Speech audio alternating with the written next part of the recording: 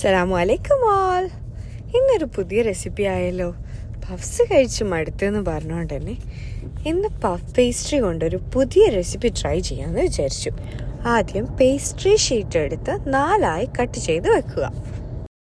അതിനുശേഷം ബേക്കിംഗ് ട്രേയിലേക്ക് ഈ മുറിച്ച് വെച്ച പേസ്ട്രി ഷീറ്റ് എടുത്ത് വെക്കുക.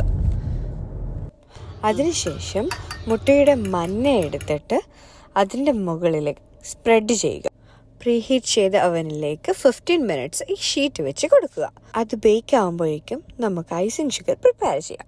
ഞാനിവിടെ 1 കപ്പ് ഷുഗർ എടുത്തിട്ടുണ്ട്. 1 കപ്പ് ഷുഗറിന് 1 ടേബിൾ സ്പൂൺ കോൺഫ്ലവർ എന്ന കണക്കിലാണ് ഐസിങ് ഷുഗർ ഞാൻ പ്രിപ്പയർ ചെയ്യാറുള്ളത്. ഇവ രണ്ടും കൂടി മിക്സിയിലേക്കിട്ട് നമുക്ക് അടിച്ചെടുക്കാവുന്നതാണ്. ഐസിങ് ഷുഗർ ഇപ്പോൾ ഇവിടെ റെഡി ആയിട്ടുണ്ട്. ഇനി നമുക്കൊരു ബൗളിലേക്ക് ഫ്രഷ് ക്രീം ചേർത്ത് അതിലേക്ക് കുറച്ച് റോസ് വാട്ടറും കൂടി ആഡ് ചെയ്ത് മിക്സ് ചെയ്യാവുന്നതാണ്.